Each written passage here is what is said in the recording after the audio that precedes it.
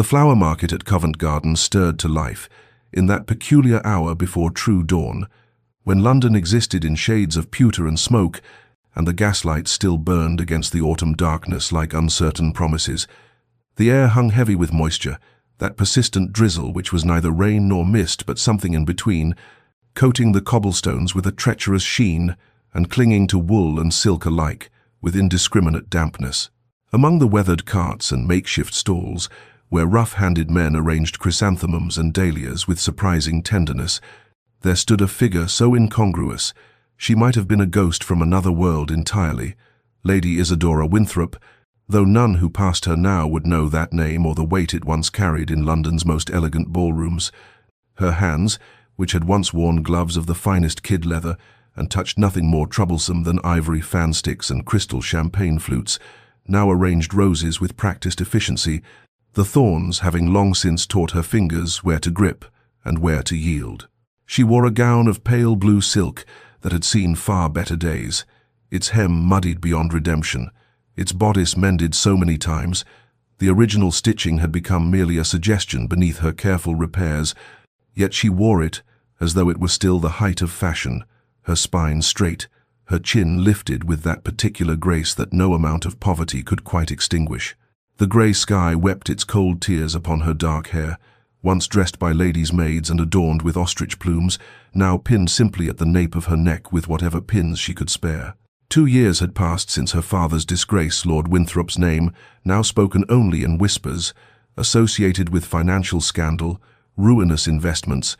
and the betrayal of a dozen families who had trusted him with their fortunes. And in those 2 years, Isadora had learned what it meant to fall from the heights of society into the depths where no one caught you, where former friends crossed streets to avoid acknowledgement, where invitations ceased and doors closed with finality that echoed like coffin lids. Her mother had not survived the shock. Consumption had claimed her within 6 months of their disgrace, though Isadora suspected it was truly shame that had stolen her final breaths. Now there was only this: the flower cart she rented for 6pence daily, the roses she purchased before dawn from the wholesale merchants, the careful calculations of profit, measured in shillings and pence, that meant the difference between her rented room and the workhouse. She arranged the blooms with an artist's eye, creating compositions of cream and crimson, blush and burgundy, because even here, especially here, beauty mattered. Perhaps it was all that remained of who she had been. This insistence that something lovely could exist even in desperate circumstances. The market awakened fully around her as the grey light strengthened, voices calling prices and greetings, the smell of coffee from a nearby vendor mixing with the green scent of stems and earth, and Isadora stood among her roses like a fallen angel, tending a garden she could never again enter, waiting for customers who might spare a few coins for beauty they would carry into lives she would never know. Sebastian Blackwood, 5th Duke of Ashford, had not intended to pass through Covent Garden that morning, but his meeting with his solicitors had concluded earlier than anticipated, and he found himself with that rarest of commodities unscheduled time, and so he had dismissed his carriage and chosen to walk, seeking perhaps some momentary reprieve from the calculated precision that governed every other aspect of his existence. He was a man whom society regarded with equal measures of respect and wariness, his title ancient and unimpeachable, his fortune substantial, his reputation for cold rationality legendary in the clubs and drawing rooms, where men spoke of business and women whispered of his conspicuous lack of romantic entanglements. At 32, he had perfected the art of emotional distance, conducting his affairs financial, social, and the rare physical encounters he permitted himself with the same detached efficiency one might apply to reviewing ledgers, and if there was something lonely in this existence, something hollow, he had long since convinced himself that loneliness was preferable to the alternative his parents' marriage had demonstrated with such brutal clarity. The flower market interested him only as a point of passage, a splash of color in the grey morning, until he saw her, the woman at the rose cart, whose posture alone arrested his attention, for he had spent enough time among the aristocracy to recognize true breeding when he encountered it. And this woman, despite her circumstances, which were evident in her worn clothing, and the calluses he glimpsed upon her hands, carried herself with a dignity that belonged to ballrooms rather than market stalls. He approached, observing details with the same acute attention he applied to potential investments.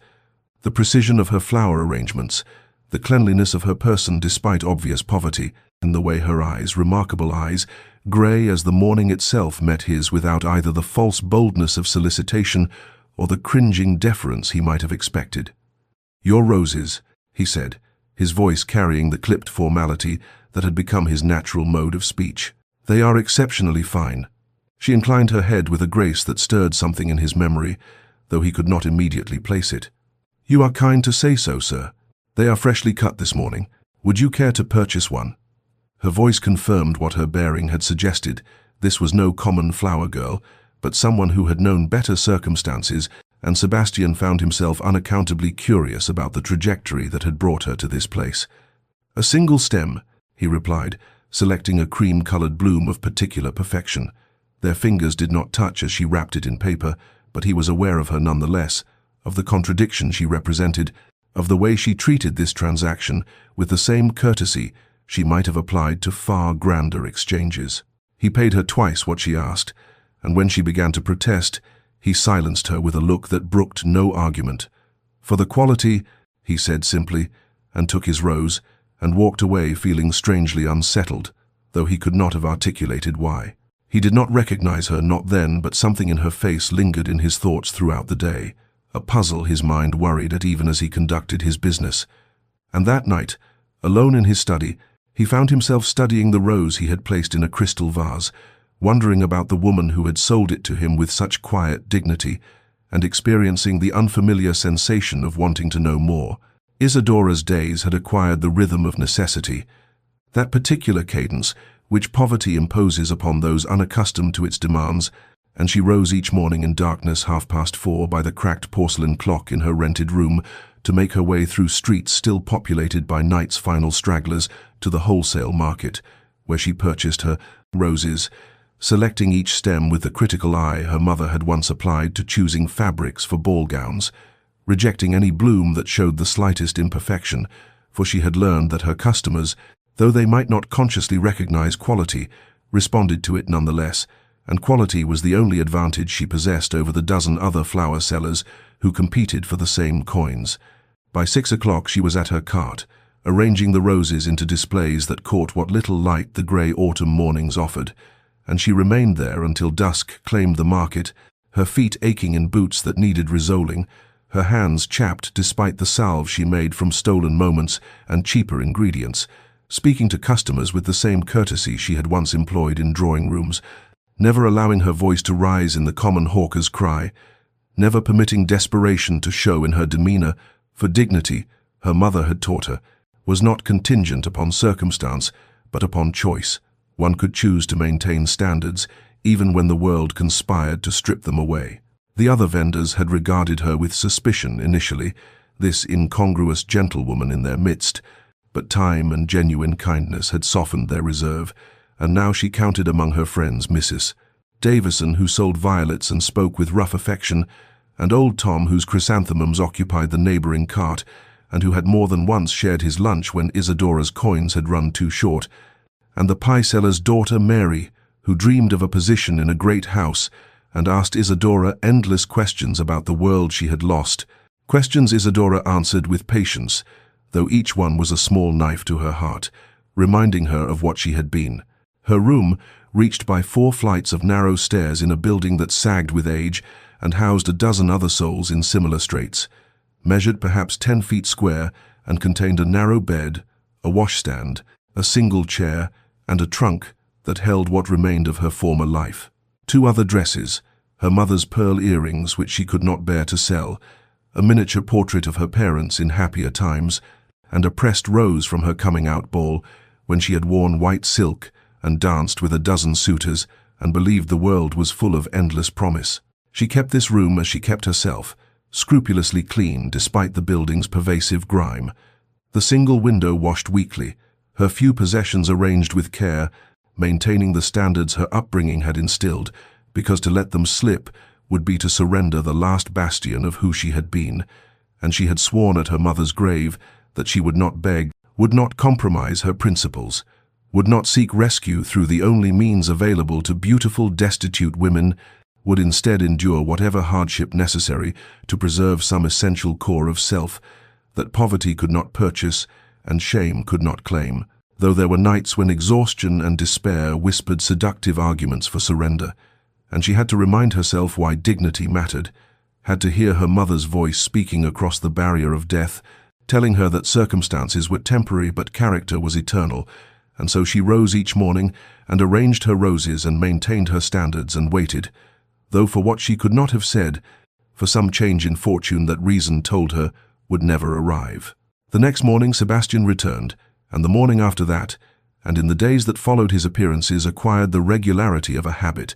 though he told himself it was merely convenience, that the route through Covent Garden suited his schedule, that the roses were of exceptional quality, and his household required fresh flowers, excuses that grew increasingly transparent even to his own rigorous self-examination. As the weeks passed and autumn deepened into November's chill, he purchased a single rose each time, always selecting the bloom himself with deliberate care, their exchanges remaining formal, yet developing a tenor of familiarity. She learned to have a cream or blush-colored specimen set aside for his inspection. He began timing his arrivals to the quieter morning hours when her cart was less crowded, and their brief conversations need not be hurried by other customers' impatience. They spoke of inconsequential matters, the weather, the quality of the season's blooms, the small dramas of the marketplace,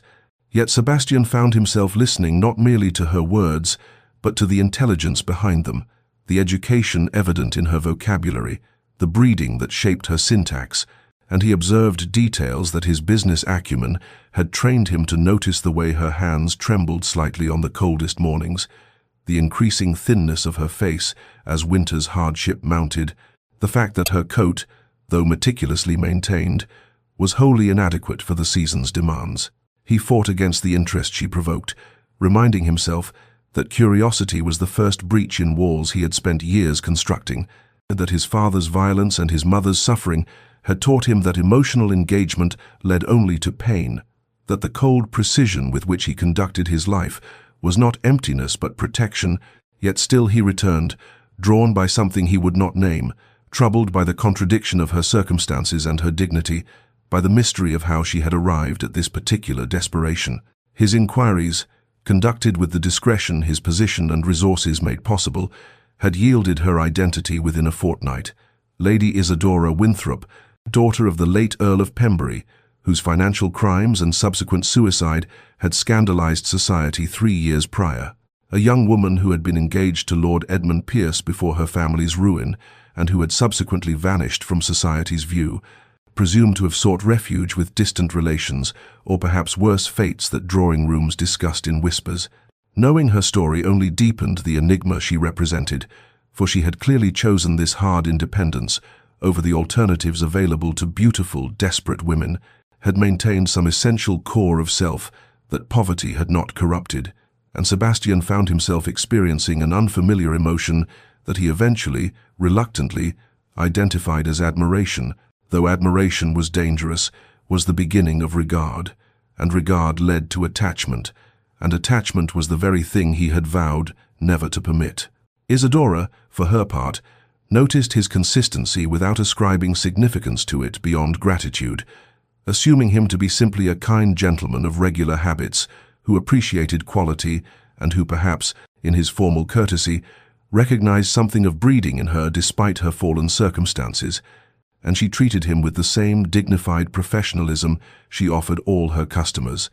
never permitting herself to wonder about his life beyond their brief exchanges, never acknowledging even to herself that she had begun listening for his footsteps, that his arrivals had become the day's singular bright moment in hours otherwise characterized by cold and weariness and the slow erosion of hope,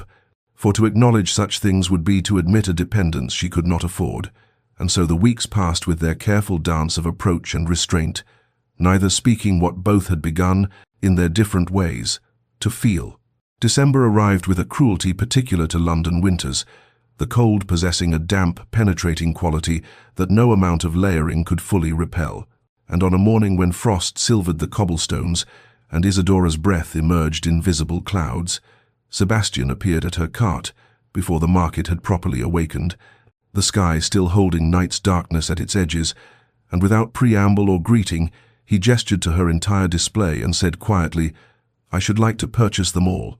Isadora stared at him, in confusion, rendering her momentarily speechless, for she had perhaps 36 roses arranged across her cart, far more than any single household could reasonably require, and when she found her voice she said carefully, "All of them, sir." And he nodded once, his expression unreadable in the pre-dawn gloom, adding, "Every stem, if you please, and the cart may be collected later." She began wrapping the roses with hands that trembled from more than cold,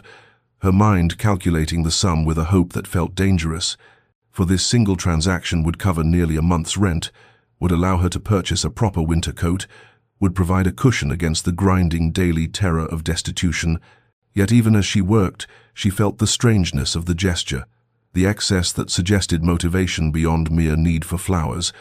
and when she had wrapped the final bundle and named her price fairly, though her desperation urged inflation, he paid without hesitation and then remained standing before her cart, his dark eyes studying her with an intensity that made her acutely aware of her chapped hands, her threadbare gloves, the coat that hung too loosely on her frame. "Lady Isadora Winthrop," he said, and the use of her full name struck her like a physical blow, for no one in this marketplace knew her title, knew her history, and she felt exposure wash over her like ice water as he continued, "I am Sebastian Blackwood, Duke of Ashford, and I have a proposal of a practical nature which I believe may prove mutually beneficial." The formal words seemed to cost him something, a tension visible in his jaw, and Isadora found herself unable to respond, unable to reconcile this revelation that her kind and consistent customer was a duke, was precisely the sort of man before whom she had once curtsied in ballrooms, with the growing warmth she had been so carefully not acknowledging, and into her silence he spoke with the tone of a man conducting business negotiations, laying out terms for a transaction rather than a life. "I require a duchess for social obligations my position demands, someone capable of managing a great household and representing my family in society. You require security, respectability, and escape from circumstances that will likely prove fatal before spring concludes. I propose a marriage of arrangement, a practical alliance with clearly defined expectations. You would have your own chambers, an allowance, freedom to pursue your interests within the bounds of propriety, and I would ask only that you fulfill the public duties of your position with competence. There would be no expectations of affection, no pretense of sentiment that neither of us requires, merely a civilized partnership addressing our respective needs." He delivered this extraordinary proposal with the same measured calm he might employ discussing investments, yet Isadora saw something flicker behind his eyes, some emotion quickly suppressed, and she felt the world tilt beneath her feet, pride roaring its outrage that she should be offered such cold charity, that he should stand before her with pity disguised as pragmatism, that 3 years of maintaining her dignity should culminate in this, a business proposition delivered in a frost-covered marketplace, while simultaneously her exhausted, desperate body whispered its seduction, warmth, safety, food, rest, survival, all the things she had been slowly losing in her fight to preserve principles that no one witnessed or rewarded, and she heard herself say, voice barely above a whisper, "I require time to consider," and he nodded as though he had expected nothing less, replying, "Until tomorrow morning, then," and walked away into the gathering dawn, leaving her standing beside her empty cart with the weight of an impossible choice settling onto shoulders already bowed by 3 years of bearing what she had believed to be the full measure of hardship fate could devise. The day that followed proved the longest of Isadora's life, each hour stretching with the weight of a decision that would determine not merely her immediate future, but the entire shape of her remaining years, and she moved through her market routine mechanically, her hands arranging flowers, while her mind circled endlessly around the Duke's extraordinary proposal,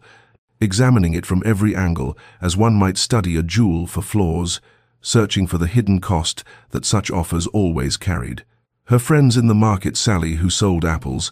old Thomas with his meat pies, Martha, whose herb bundles scented the morning air, noticed her distraction and extracted the story with gentle persistence, and their reactions proved unanimously pragmatic. "Marry him," they urged. "For God's sake, marry him before he changes his mind. What is pride when measured against survival? What is dignity worth? If you freeze to death, maintaining it." And Sally gripped her hands with rough affection and said, "You think we don't see you getting thinner each week? You think we don't know that coat won't last January? Take the safety he's offering, girl. Take it, and don't look back with regrets." Yet still Isadora hesitated,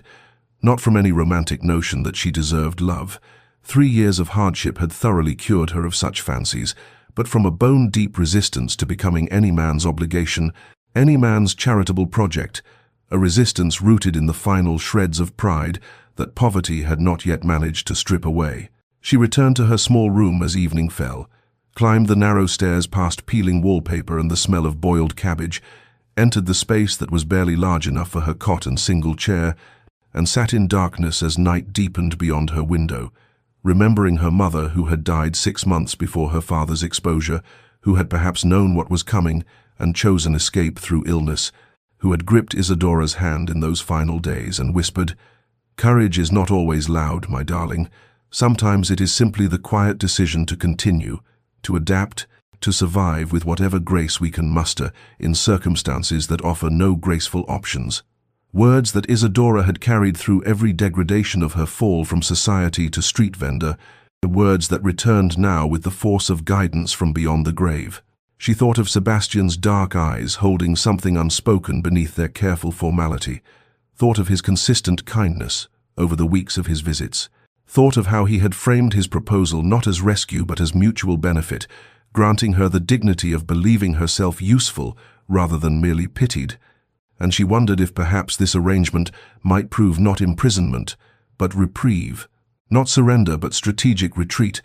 a chance to rest and recover some portion of herself that 3 years of grinding poverty had slowly erased.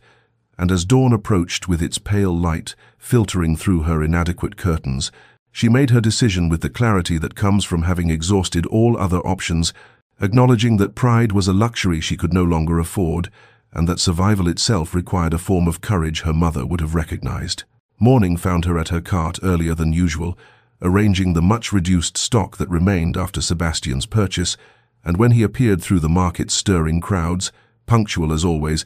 she met his gaze directly and said with all the formal composure she could gather, "I accept your proposal, Your Grace, under conditions I trust you will find reasonable. I ask for mutual respect in all dealings, for the separate chambers you mentioned, and for your word that there will be no pretense between us, no performance of affection we do not feel, no expectations beyond those clearly stated." And she watched something flicker across his features,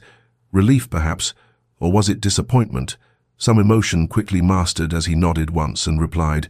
"Your conditions are entirely acceptable, Lady Isadora, and I give you my word as a gentleman that our arrangement will proceed exactly as outlined, with respect and clarity maintained throughout." And thus, with words as formal as a business contract,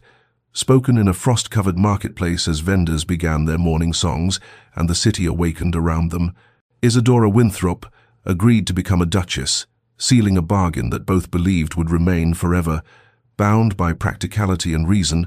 neither suspecting that they had just set in motion a transformation that would ultimately reshape not merely their circumstances, but the very foundations of their carefully defended hearts. The journey to Ashford Manor unfolded across 2 days of travel through countryside that grew increasingly wild and beautiful as London's sprawl gave way to rolling hills, touched by winter's first severity. And Isadora sat in Sebastian's luxurious carriage, her simple belongings having been collected and packed by servants she had not met, feeling herself move through landscapes that seemed to belong to a life she had lost 3 years prior, the comfort of cushioned seats and warmed bricks at her feet, a luxury her body had nearly forgotten existed,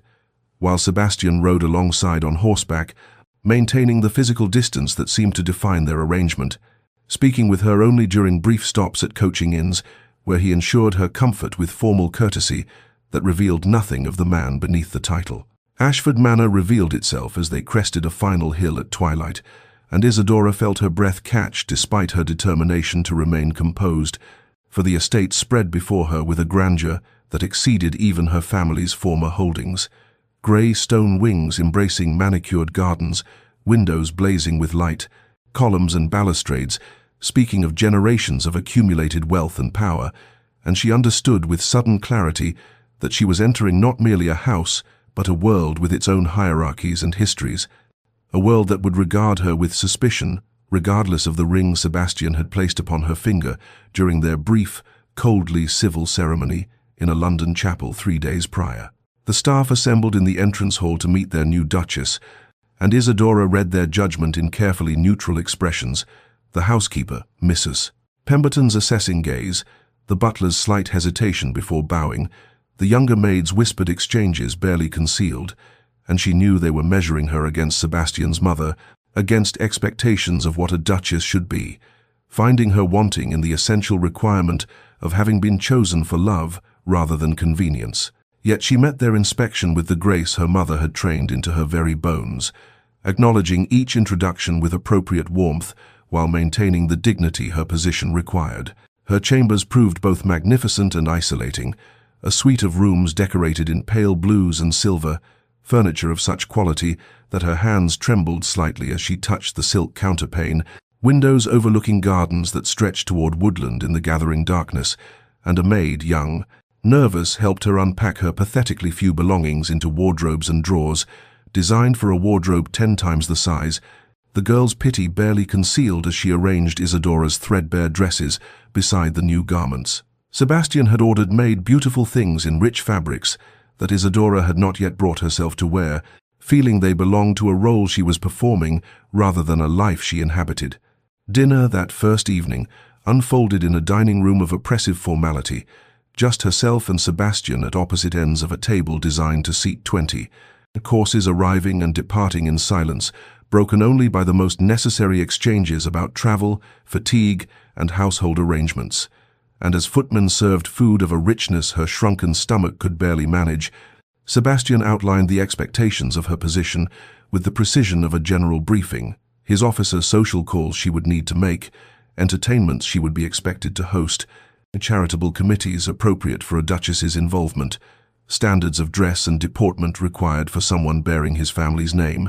And Isadora listened with perfect attention, committing every detail to memory, responding with calm assurance that she understood and would fulfill each obligation, while internally she felt the weight of her bargain settling fully upon her,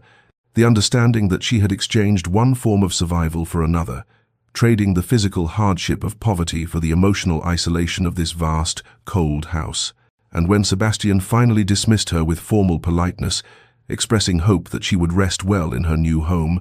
she walked through corridors lit by candles in silver sconces, climbed stairs carpeted in deep burgundy, entered her beautiful prison of a suite, and made a silent vow to herself that she would perform this role with such perfection that no one, least of all the distant, unreadable man, who was now her husband, would ever glimpse the loneliness that had followed her from London's frozen marketplace to this palace of marble and regret. The days that followed took on a rhythm of careful observation, as Isadora moved through Ashford Manor like an anthropologist, studying unfamiliar territory, noting how the household functioned with the precision of a military operation,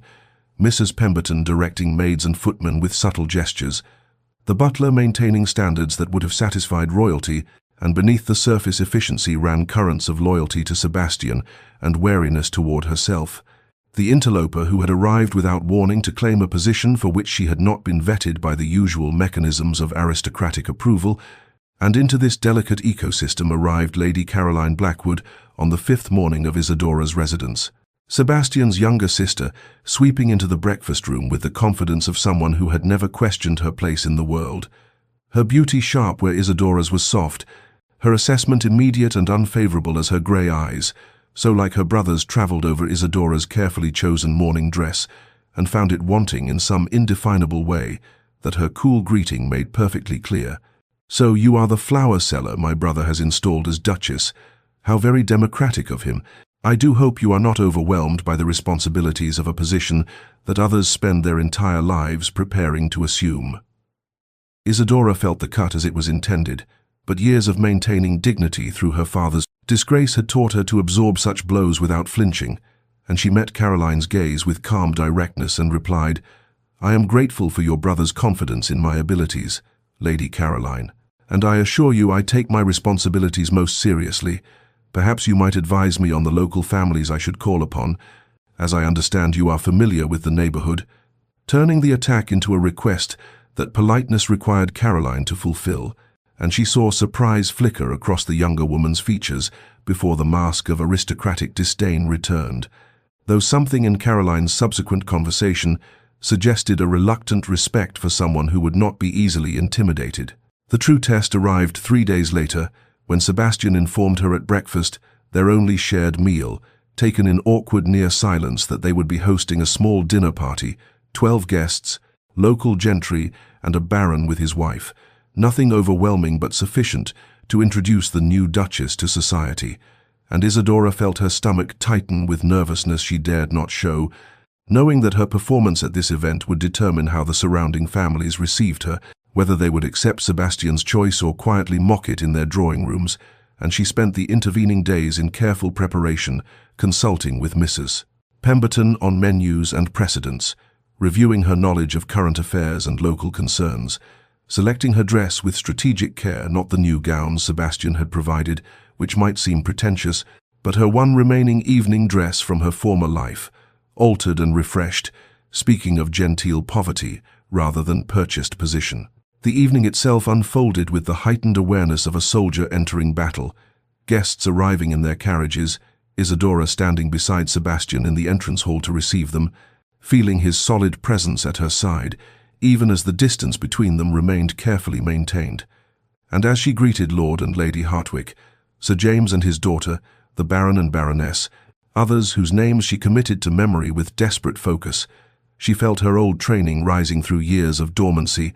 the skills her mother had instilled returning as if they had merely been waiting for the proper stage, and she moved through the evening's choreography with a grace that was not performance but reclamation, drawing out the shy Miss Hartwick on her watercolors, asking Lady Winters about her renowned gardens, listening with genuine interest to the Baron's concerns about tenant welfare, and across the dinner table's candlelight, she felt, rather than saw, Sebastian watching her, his dark eyes holding an expression she could not quite read, something that might have been surprise or approval, or perhaps merely relief that she was not embarrassing him, and in that moment, when their gazes met and held for 3 heartbeats longer than necessary, she saw the first small crack in the armor he maintained so carefully, a glimpse of the man beneath the Duke, and though neither acknowledged it with word or gesture, something shifted in the space between them, a recognition that perhaps this arrangement might hold possibilities neither had dared to imagine when they struck their pragmatic bargain in a frozen marketplace that already seemed a lifetime away. In the weeks that followed the dinner party, a strange pattern of parallel solitudes emerged within Ashford Manor's elegant walls, 2 people occupying the same grand house yet moving through separate spheres of loneliness that occasionally intersected at formal meals and necessary consultations, and Sebastian found himself increasingly drawn to his study window in the late afternoons, standing with untouched correspondence before him, while his gaze tracked Isadora's figure moving through the gardens below, watching as she explored the grounds with systematic thoroughness, pausing to examine the architecture of the rose arbor that would bloom gloriously in spring. Speaking with the head gardener about winter preparations, her posture conveying an interest that seemed genuine rather than performative, and he found himself wondering what thoughts occupied her mind during these solitary walks, whether she felt the same peculiar ache he experienced when they parted after dinner each evening, returning to their separate chambers with polite wishes for restful sleep, the distance between their rooms a physical manifestation of the chasm he had insisted upon constructing, and he recognized with uncomfortable clarity that he was a coward, that he had brought her into his home under the pretense of practical arrangement, when in truth he had wanted her near in the only way his fear would permit, and close enough to observe, but distant enough to remain protected from the vulnerability that terrified him more than any business negotiation or social challenge ever had. Isadora, walking the frost-touched grounds as November deepened toward winter's true arrival, felt the estate's beauty like an exquisite torture, for she was surrounded by comfort and security, yet starving for a different sustenance entirely. And she caught herself wondering about the man who had given her all of this material abundance, while withholding the one thing that would have transformed these magnificent rooms into a true home. And sometimes when she passed the windows of his study, she felt his gaze upon her like a physical touch, would glance up to see his silhouette framed in lamplight before he stepped back into shadow,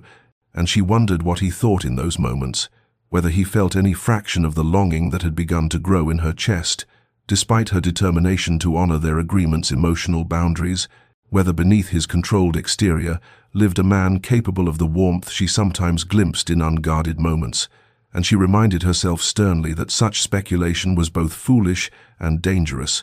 that she had accepted this arrangement with clear understanding of its limitations,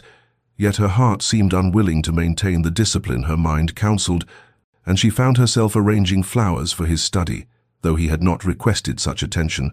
selecting books from the library she thought might interest him, and leaving them in his path, small gestures that he never acknowledged, but which she noticed he accepted. The flowers always carefully maintained, the books eventually returning with markers suggesting they had been read. The servants, observing these parallel orbits with the keen perception of those who spend their lives reading the moods of their employers, began to soften toward Isadora as her essential kindness revealed itself in daily interactions, and Mrs. Pemberton particularly found herself revising initial judgments as she witnessed the new Duchess learning every servant's name, inquiring after their families with genuine interest, never making unreasonable demands, treating even the youngest scullery maid with a respect that the old Duchess had reserved only for upper servants, and one afternoon over tea in the housekeeper's sitting room, Mrs. Pemberton confided to Isadora the household's rhythms and histories, the late Duchess's warmth that had made Ashford a true home before illness took her, Sebastian's withdrawal into coldness after her death and his father's subsequent cruelty, and Isadora listened with the dawning understanding that the man upstairs in his study was himself imprisoned, not by poverty or social ruin, but by grief and fear. And this knowledge settled into her heart like a key finding its lock, and though she did not yet know how to use it, she recognized that whatever grew between herself and Sebastian would require a patience and courage equal to what she had needed to survive London's frozen streets, a different kind of endurance but perhaps no less demanding. And as evening fell, and she prepared for another formal dinner across that vast table's distance,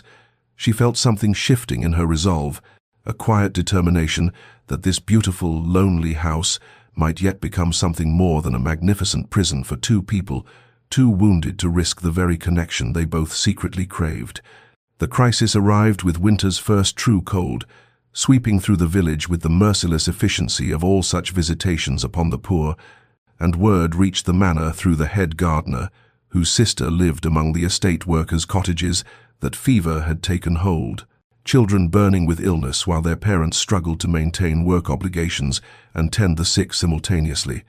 And Isadora heard this news while consulting with Mrs. Pemberton on household matters, and felt something shift decisively within her, for she had been poor herself so recently, had known the terror of choosing between fuel and food, and without pausing to consider whether this fell within her prescribed duties as Duchess, she immediately began organizing relief, instructing the housekeeper to prepare baskets of provisions, sending footmen to fetch the physician from town, gathering medicines and blankets, and within the hour she had transformed the manor's efficient calm into purposeful activity, servants responding to her quiet authority with an alacrity that would have surprised her had she not been so focused on the urgent work before her. And she did not think to inform Sebastian because he had closeted himself in his study with his man of business, and in truth, she had grown accustomed to acting independently, to making decisions without consultation, as she had done throughout her months of poverty, and by early afternoon she was in the village herself, moving through the cramped cottages with her skirts pinned up and her sleeves rolled back, holding feverish children while their mothers prepared the broths she had brought, wiping small faces with cool cloths, speaking words of comfort in her calm, cultured voice that seemed to carry its own medicine. And she was kneeling beside a carpenter's daughter, coaxing the child to take another sip of willow bark tea, when she felt rather than heard a presence in the doorway, and looked up to find Sebastian standing there, still in his riding coat, clearly having come directly upon hearing where she had gone, and on his face was an expression she had never seen before, wonder and something deeper that made her breath catch even as she maintained her focus on the sick child in her arms. He did not speak, did not command her to return to the manor's safety, but instead removed his coat and joined her in the work, following her quiet instructions, carrying water, holding frightened children while the physician examined them, and she watched him cradle a fevered boy with unexpected gentleness, murmuring reassurances, and saw in that moment past the Duke's calculated reserve to something true and unguarded beneath. And as the hours passed and the immediate crisis stabilized, medicines distributed and fears calmed, they found themselves walking back to the manor together through twilight's purple shadows, alone for the first time without formal dinner's structure or household's presence. And the silence between them felt different now, charged with possibility rather than distance. And finally Sebastian spoke, his voice rougher than usual. "You did not hesitate. You simply acted, as if their welfare were as natural a concern as breathing." And she replied softly, "I know what it is to be vulnerable, to need help that may not come. I could not do otherwise." And he stopped walking then, turned to face her in the gathering darkness, and said with quiet intensity, "My mother was like that. She believed those with privilege bore responsibility for those without it. My father called it weakness, punished her for it, and after she died I told myself that caring was indeed weakness, that distance was strength. But watching you today I remembered what I had forgotten, that true strength lies in allowing oneself to care despite the cost." And Isadora felt tears prick her eyes at this first real revelation of the pain that had shaped him, and she said simply, "Caring always costs, but the alternative costs more. It costs our very humanity." And they stood there in the winter, twilight, the manor glowing with lamplight ahead of them, and something fundamental shifted between them, like a locked door finally yielding to persistent pressure, and when they resumed walking their shoulders brushed together,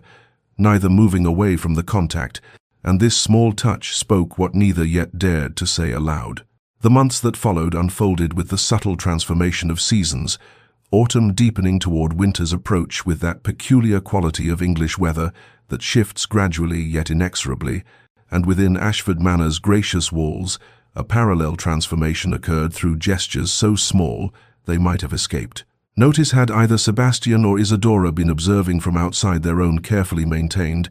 defenses, but they were living within the change, and therefore felt each shift with the acute sensitivity of those who have learned to navigate by the faintest signals, and Sebastian found himself pausing in the library to consider which volumes might interest her, remembering a comment she had made about medieval histories or her expressed curiosity about agricultural innovation, and these books would appear on the table in her sitting room without explanation or acknowledgement, and Isadora would discover them and feel something warm expand in her chest, and she in turn began arranging flowers in his study. Not the formal displays Mrs. Pemberton ordered for the public rooms, but more intimate compositions, a single perfect rose in a crystal vase on his desk, a handful of late-blooming asters that she knew somehow he would appreciate for their stubborn refusal to yield to approaching winter. And Sebastian would enter his study to find these offerings and stand before them longer than necessary, and neither spoke of these exchanges, as if putting words to them might shatter whatever fragile understanding was being constructed through such silent conversation. And their evening meals stretched longer, the formal distance of those first dinners gradually dissolving, as conversation moved beyond weather and household business to books and ideas, memories of childhood, observations about the world, and sometimes Sebastian would catch himself laughing at something she said, a genuine sound that startled them both, and Isadora discovered that beneath his reserve lived a sharp intelligence and unexpected wit that made her understand how lonely he must have been within his self-imposed isolation, and one afternoon, while visiting the village with continued relief efforts, she learned from the vicar about Sebastian's extensive charitable works, endowments for schools and hospitals, and pension funds for elderly servants, all maintained with such discretion that even the recipients often did not know their benefactor's identity. And this discovery rearranged her understanding of him once more, revealed layers she had not suspected,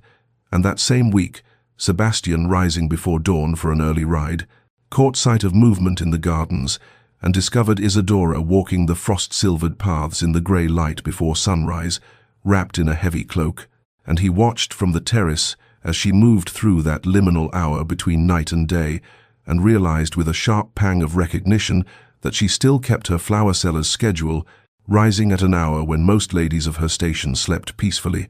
And this glimpse into her persistent habits from those desperate months touched him profoundly, for it spoke of how deeply experience marked us and how we carry our past selves within our present circumstances.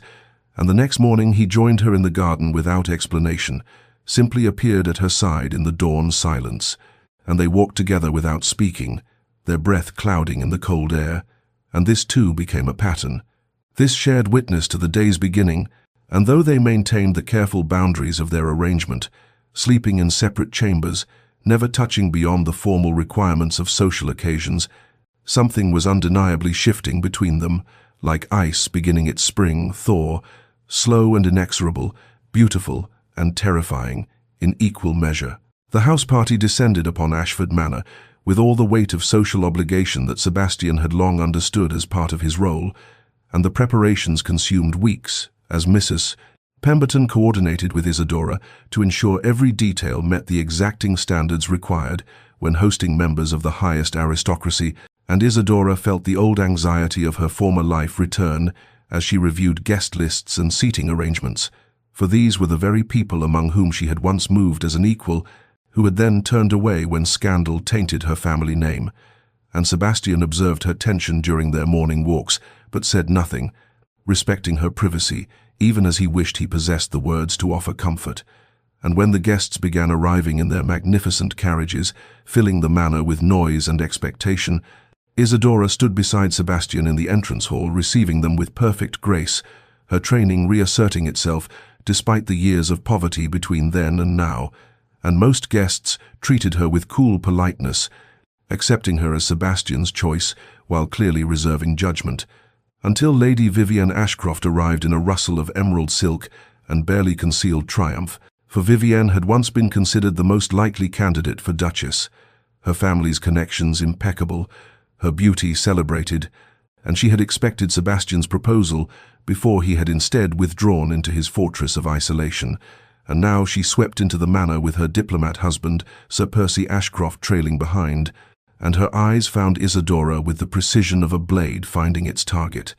And over the days that followed, Vivienne deployed her weapons with expert subtlety, never openly rude but consistently undermining, commenting within Isadora's hearing about how charming it was that the Duke valued character over conventional background, inquiring with false concern whether Isadora found managing a household of this scale overwhelming given her recent circumstances, suggesting activities and conversations that emphasized Isadora's absence from society during her time of poverty. And Isadora endured these calculated cruelties with dignity, responding with grace, never allowing her composure to crack. But Sebastian noticed, catalogued each slight with growing anger, and during a dinner where Vivienne had orchestrated the conversation to focus on a particular ball from 2 seasons past, a glittering affair that she knew Isadora could not have attended, emphasizing shared memories from which Isadora was excluded, something in Sebastian's carefully maintained control finally fractured, and he interrupted Vivienne mid-sentence, his voice carrying an edge that silenced the entire table, saying with quiet force that dwelling on the past seemed a peculiar occupation for those who claimed to live well in the present, that he found his wife's experiences had given her a depth of character and understanding of true value that no amount of uninterrupted social success could provide, and that he considered himself extraordinarily fortunate in his choice. And the table fell into shocked silence at this unprecedented public declaration from a man known for emotional restraint, and Isadora's eyes met Sebastian's across the candlelight, and in that moment of connection she saw clearly the protective fury he barely contained, the defense of her that cost him something to make so publicly, and he saw in her expression both gratitude and a quiet strength that needed no defense but accepted his offering nonetheless. And Vivienne's face tightened with humiliated rage as she recognized her defeat, and though the dinner continued with strained politeness, something fundamental had shifted. For Sebastian had claimed Isadora before witnesses as truly his, and neither of them could pretend any longer that their arrangement remained merely practical. The house party's final evening stretched long and exhausting, performance and polite conversation consuming hours, until Isadora felt the weight of maintained composure like a physical burden, and when at last she could escape, she sought refuge in the library, knowing most guests would be retiring or continuing revelries in the drawing rooms, and she entered the darkened space with relief, not bothering to light more than a single lamp, and settled into the leather chair by the cold fireplace with a book she had no intention of reading, simply needing silence and solitude. But she had been there barely 10 minutes when the door opened again and Sebastian entered, stopping short when he saw her, and for a moment they simply looked at each other in the lamplight's shadows, and something in his expression, exhaustion, frustration, a vulnerability she rarely witnessed, made her gesture to the chair opposite hers in silent invitation, and he crossed to the sideboard without speaking and poured brandy into a crystal glass, then after a moment's hesitation poured a second and brought it to her, and she accepted it, though she rarely drank spirits, understanding somehow that this night called for fortification, and they sat in silence as he took a long drink, his careful control visibly fraying, and finally he spoke, his voice rough with suppressed emotion, saying that he owed her an apology for subjecting her to Vivienne's cruelty, that he had not anticipated the full measure of viciousness some members of society could deploy, and Isadora responded quietly that she had survived worse than Lady Vivienne's barbs, that poverty had taught her which wounds truly mattered. And Sebastian laughed, a harsh sound without humor, and said that she possessed a strength he had never managed to cultivate, that she had faced her devastation with courage while he had merely hidden from his, and perhaps it was the brandy or the late hour or the accumulated tension of days performing for critical audiences. But his defenses crumbled, and he began to speak with raw honesty about his father, the old duke whose charm in public masked calculated cruelty in private, who had wielded love as a weapon and withdrawal of affection as punishment, who had broken his mother slowly over years of marriage until she became a ghost in her own home, and Sebastian described watching this destruction as a child, helpless to prevent it, and making a vow that he would never grant anyone such power over him, never love, and thus never suffer or inflict the pain that love enabled. And Isadora listened without interruption, her heart contracting with recognition and sorrow, and when he fell silent she found herself speaking her own truth, telling him about her father's betrayal, not just of financial trust, but of everything she had believed about family and honor, about her engagement to Lord Edmund Pierce, who had sworn eternal devotion and vanished within a week of her ruination, about the specific agony of discovering that what she had believed was love had been merely performance contingent upon her social value, and she confessed that she had built her own walls, determined never to be so vulnerable again, never to mistake transaction for genuine feeling, and as they spoke, the space between them seemed to contract, charged with shared understanding and something more dangerous, and Sebastian leaned forward, his eyes finding hers in the lamplight, and she saw in his expression a longing that mirrored something awakening in her own chest, and the air grew thick with possibility, and then he reached across the small distance between their chairs, his hand trembling slightly as it approached hers, and she felt every particle of her being drawn toward that connection, but just as their fingers might have touched, Sebastian pulled back sharply, standing abruptly, his face contorting with conflict, and he muttered something about the late hour and propriety, and left the library with swift steps that spoke of flight, and Isadora sat alone in the lamplight, feeling the ghost of that almost touch, like a brand upon her skin, understanding that they had approached some threshold that terrified them both, and knowing with absolute certainty that everything between them had irrevocably changed. The days following the library encounter stretched into a week of careful avoidance, and Sebastian threw himself into business matters with an intensity that kept him away from the manor for long hours, riding to tenant farms and meeting with his steward about matters that could easily have waited. And when he was forced to dine with Isadora, the meals passed in strained silence, broken only by the most formal courtesies,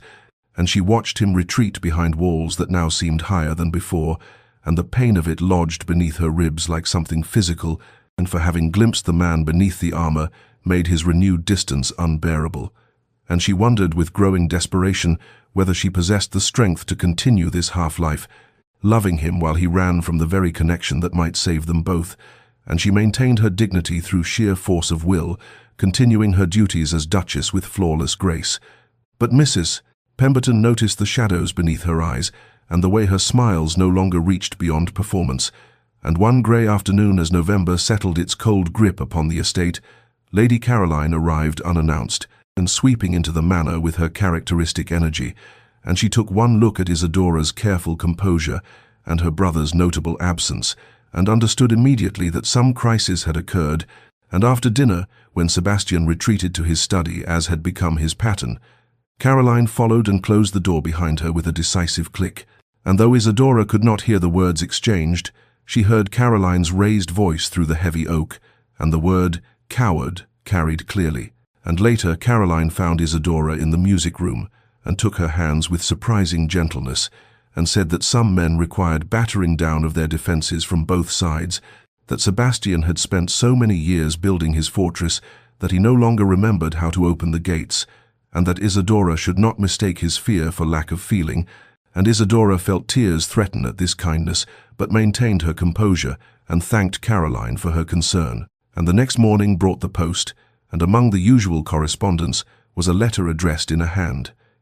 Isadora had once known intimately, and her fingers trembled as she broke the seal to find Lord Edmund Pierce's flowery script, expressing his deepest regrets for his past behaviour, claiming that time and maturity had brought him to recognize his terrible mistake, suggesting that perhaps they might meet so he could properly apologize, and the true purpose emerging in the final paragraph, mentioning that he found himself in some financial difficulty and hoped that she, now so fortunately situated, might remember their former attachment with sufficient fondness to offer assistance through her husband's influence, and Isadora felt something cold and clarifying settle over her as she read this transparent manipulation, and she sat for a long moment with the letter in her hands, understanding that this man represented everything she had once believed about love, the falseness of it, the transactional nature hidden beneath pretty words, and yet what she felt for Sebastian was something entirely different, something real and terrifying and worth fighting for, and she made a decision then, sitting alone in her morning room as winter light slanted through the windows, that she would not allow fear, neither Sebastian's nor her own, to destroy what might exist between them. But before she could act upon this resolve, a footman announced that Lord Edmund Pierce had arrived and was awaiting her in the drawing-room, and her blood ran cold with shock that he had presumed to come here uninvited, and she rose with squared shoulders and walked toward a confrontation she had not chosen but would face nonetheless. Isadora entered the drawing-room with her spine straight and her expression carefully composed, and found Lord Edmund Pierce standing by the windows examining the room with an appraising eye that spoke of calculation rather than admiration, and he turned at her entrance with a smile she had once thought charming but now recognized as practiced, and he crossed to her with hands extended, as though they were intimate friends reuniting after pleasant separation rather than a man who had abandoned her in her darkest hour, and he began speaking before she could frame a greeting, his words tumbling out in rehearsed contrition about how he had behaved abominably, how he had been young and foolish and influenced by his family's concerns about financial prudence, how he had regretted his actions every day since, and Isadora listened with growing coldness as she understood that this performance was merely preamble to his true purpose. And indeed, after several minutes of self-serving apology, he shifted to admiration of her remarkable fortune in securing such an advantageous match. And then, with transparent maneuvering, he mentioned his own recent difficulties, investments that had failed, debts that pressed upon him, and suggested with oily presumption that surely she remembered their deep affection with enough fondness to speak with her husband about some assistance, perhaps a loan or introduction to the Duke's man of business,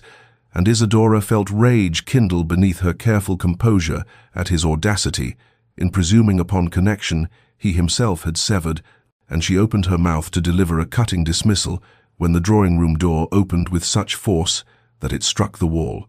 and Sebastian stood in the doorway with an expression of barely contained fury,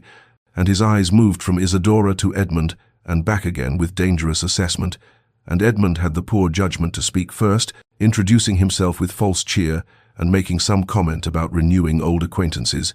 and Sebastian crossed the room with predatory grace and positioned himself slightly in front of Isadora in a gesture of protection that was unmistakable, and his voice when he spoke was ice over steel, as he asked by what presumption Lord Pierce had entered his home uninvited, and Edmund's confidence faltered, but he rallied with ill-advised boldness, suggesting that surely the Duchess was pleased to see an old friend, that their past connection gave him certain rights of visitation, and Sebastian's hands clenched into fists at this implication, and Edmund made his fatal error then, laughing with nervous bravado, and saying that surely they all understood the practical nature of advantageous marriages, that he bore no grudge against Isidora for securing her position through whatever means necessary, just as he had once been forced to consider his own financial requirements, and the words hung in the air for one crystalline moment before Sebastian's control shattered completely, and he struck Edmund with a blow that sent the smaller man staggering backward into a side table, and then Sebastian was on him again, hauling him upright by his cravat, and his voice emerged in a growl that Isidora had never heard from him, as he informed Edmund that he had insulted a lady of impeccable honor, that he would leave this house immediately and never approach the Duchess again, and that if Sebastian heard even a whisper of Edmund speaking her name in public, he would destroy him so thoroughly that no respectable house in England would receive him. And he released Edmund with a shove toward the door where 2 footmen had appeared, summoned by the commotion, and Sebastian ordered them to remove Lord Pierce from the property and ensure he never returned, and Edmund fled with what remained of his dignity. And then Sebastian turned to Isidora, with the fury still blazing in his eyes, but transmuting into something else as he looked at her, something raw and exposed and terrifying in its intensity, and she stood frozen watching him, her heart hammering against her ribs, shaken not by Edmund's presumption but by the passion of Sebastian's defense, by the undeniable evidence that whatever lay between them had moved far beyond the boundaries of their careful arrangement. The silence that followed Edmund's departure stretched between them like something alive and trembling, and Isidora stood rooted to the floor, watching Sebastian's chest heave with the aftermath of violence and passion, and his hands still bore the tension of barely restrained fury. And she found her own anger rising not at Edmund's presumption, but at the man before her, at months of careful distance and walls rebuilt after every moment of connection, and her voice emerged sharp with emotion as she demanded to know what right he had to such rage on her behalf, when he had spent weeks avoiding her very presence. And Sebastian turned to her with eyes still blazing, and said in a voice rough with feeling that he had every right as her husband, and she laughed bitterly at this claiming of husbandly prerogative from a man who had insisted their arrangement remain bloodless and practical, and they stood in the ruins of drawing-room civility, trading words that cut deeper than either intended, accusations about pride and fear and the torture of living half a life, and Sebastian's control finally shattered completely as he crossed to her and seized her shoulders and confessed in a rush of words that he had loved her from the very beginning, that he had seen her in that flower market and recognized her name from the scandal sheets and known her story and been unable to walk away, that every rose he purchased had been an excuse to stand near her for just a moment more, that his careful arrangement had been the act of a coward who wanted her desperately but was too terrified of vulnerability to reach for her honestly.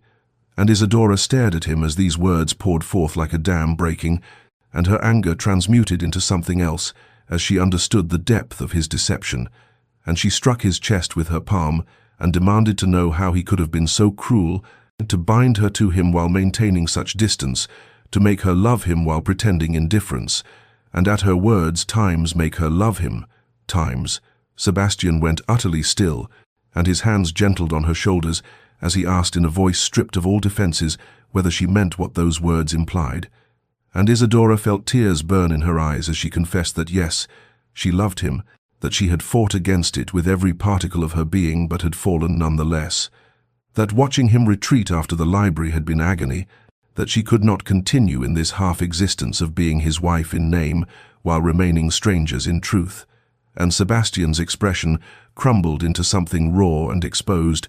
and he pulled her against him with desperate strength and buried his face in her hair and whispered that he was sorry, so desperately sorry for his cowardice. That fear of becoming like his father or suffering like his mother had made him cruel when he wanted only to love her as she deserved, and Isidora's hands came up to clutch at his coat as months of careful restraint finally broke, and she felt his tears hot against her temple as he held her with trembling intensity, and they stood locked together in the devastated drawing room, while outside winter twilight gathered, and inside something new and fragile and infinitely precious began to take shape between their joined hearts. And when Sebastian finally drew back enough to look at her, his eyes held none of their practiced distance, but only naked love and terrified hope, and Isadora reached up to touch his face with wonder, tracing the evidence of his tears, and whispered that she forgave him, that she understood fear, that perhaps they might begin again with honesty between them. And Sebastian caught her hand and pressed his lips to her palm in wordless gratitude and supplication. Sebastian led her from the drawing room with gentle hands, past the curious eyes of servants who discreetly withdrew, and they climbed the grand staircase in silence that hummed with possibility rather than distance. And when they reached the corridor where their separate chambers lay, they both paused, and Sebastian turned to her with such naked vulnerability in his expression that Isadora's breath caught, and he asked permission to stay with her, not as duty or arrangement, but as husband who loved his wife. And she answered by taking his hand and leading him through her chamber doors, and once inside with the world locked away, he spoke again in a voice rough with emotion, telling her that the morning he purchased every rose had been the morning he could no longer bear, watching her freeze in the dawn, cold selling flowers to survive, that he had gone to that market every day for weeks, working up courage to speak to her beyond mere transaction, that he had known her name and her story and her father's scandal, and none of it had mattered, because he had seen in her something pure and unbreakable, and he confessed that when he redesigned the estate gardens after their marriage, he had planted roses everywhere because their scent reminded him of her, because he wanted to be surrounded by beauty that echoed what he felt but could not say. And Isadora listened with tears streaming down her face as months of careful restraint finally broke open, and she told him that she had loved him despite herself, that she had tried so hard to protect her heart, but he had breached every defense with his small kindnesses, with books left on tables and his presence at breakfast, and the way he listened when she spoke as though her words held value. And Sebastian cupped her face in his hands with infinite tenderness and kissed away her tears, and then he kissed her mouth with a reverence that made her tremble, and the kiss deepened into something desperate and healing, months of longing finally given permission to emerge, and they came together with fumbling urgency, stripping away not just clothing but every pretense and wall that had kept them separate, and Sebastian worshipped her body with his hands and mouth as though she were something sacred. And Isadora discovered that beneath his practiced coldness lay a man capable of profound tenderness, and their joining was both fierce and gentle, a claiming and a surrender. And afterward they lay tangled together in the darkness, speaking in whispers about fear and hope, and the terrifying courage required to love fully, and Sebastian traced patterns on her skin and told her she was extraordinary, and Isadora wept again, but this time from joy, and they made love again as dawn approached, slower and deeper, learning each other with wonder, and when morning light finally spilled through the windows they faced it together. Sebastian's arms wrapped around Isadora from behind as they stood at the window overlooking the rose gardens he had planted for her, and he pressed his lips to her temple and whispered that this was their true beginning, and Isadora leaned back against him, feeling for the first time since her world collapsed that she had found not just safety but home. And in the golden morning light they stood together transformed, two wounded souls who had found in each other the courage to heal. The weeks that followed their breakthrough moved like a dream, transformed into waking reality, and the first evidence of change appeared in small but unmistakable ways. Sebastian's hand seeking Isadora's beneath the breakfast table, his laughter echoing through corridors that had known only austere silence, the way he looked at her across rooms with such naked affection that servants exchanged knowing glances and smiles. "Mrs. Pemberton remarked to the cook that the Duke seemed 10 years younger. That warmth had returned to Ashford Manor after an absence so long she had forgotten what it felt like. And indeed the very atmosphere of the great house seemed to shift as winter deepened, as though love between its master and mistress had altered something fundamental in the ancient stones. Isadora took to the transformation of their home with purpose born of joy, consulting with Sebastian on every change, and together they opened shuttered rooms and replaced heavy draperies with lighter fabrics and filled vases with hothouse roses, even in the coldest months. And Sebastian watched her work with wonder in his eyes, marveling at how she could take his fortress and make it a home through nothing more than care and attention to beauty. They began working together on the charitable projects that had once been his solitary domain, riding out to tenant farms and village cottages as a united front. And the estate workers, who had initially regarded their duchess with suspicion, now watched her with open affection as she learned their children's names and remembered their concerns, and spoke to Sebastian on their behalf with gentle advocacy he could never refuse. As February arrived with its brief thaws and sudden freezes, Caroline returned for an extended visit and found her brother so thoroughly transformed that she embraced Isidora with tears of gratitude, confessing that she had feared Sebastian lost forever to his self-imposed isolation, and the three of them spent evenings in companionable conversation that felt like family in ways the great house had not known since Sebastian's childhood. When March brought the necessity of a small gathering obligations to neighboring families that could not be postponed, Isidora and Sebastian planned it together, and on the evening of the event, she stood in the ballroom wearing sapphire silk that Sebastian had commissioned for her, and he watched her move among their guests with natural grace and genuine warmth, and his heart swelled with such fierce love and pride that Caroline, observing him, laughed softly and remarked that he looked like a man drunk on happiness rather than wine. There came a moment during that evening when Isidora stood speaking with the vicar's wife about establishing a lending library for the village, animated and engaged, lamplight catching in her dark hair and color high in her cheeks from the warmth of the room and the pleasure of purposeful conversation, and Sebastian experienced a flash of memory. Isidora in the flower market, in tattered silk and falling snow, beautiful and dignified, despite her desperate circumstances, and the contrast between that image and the woman before him, now secure and cherished and radiant with contentment, struck him with almost physical force, and when she glanced up and caught his gaze across the room, she smiled with such intimacy, and knowing that several guests noticed the exchange and whispered about how deeply the Duke and Duchess appeared devoted to one another, and Sebastian crossed to her side, not caring what society might think of his obvious attachment, and took her hand and raised it to his lips in full view of their company, and Isidora's eyes shimmered with unshed tears of joy as she squeezed his fingers in silent communication of everything words could not convey. As April arrived with its gentle promise of renewal, bringing soft rains that coaxed green shoots from winter-hardened earth and filled the air with the scent of growing things, Sebastian proposed a journey that made Isidora's heart catch with painful sweetness, a return to London, to the flower market where their story had truly begun. And though he would not explain his full purpose, she trusted him enough now to simply take his hand and agree. And so on a morning when dew still clung to rose petals, they departed for the city in the ducal carriage. Talking of small things and large as miles passed beneath them, Sebastian's thumb tracing circles on her palm in absent affection that still had the power to make her breath quicken. London greeted them with its familiar cacophony, the streets teeming with life and commerce. But when their carriage drew to a halt, Isidora realized with shock that they had stopped at the precise corner where she had once sold flowers in tattered silk and desperate dignity, and Sebastian helped her down with careful hands and led her to where her old cart had stood. Except now there stood a proper flower stall with a bright awning and sturdy construction, and emerging from behind it came Martha and old Tom and young Annie, her former companions in street selling. But they were dressed in clean, warm clothing, and their faces had lost the gaunt desperation she remembered, and Martha rushed forward with tears streaming to embrace her, and through her own tears, Isidora heard the story that the Duke had purchased the market corner and established a fund, ensuring the flower sellers could operate with dignity and security,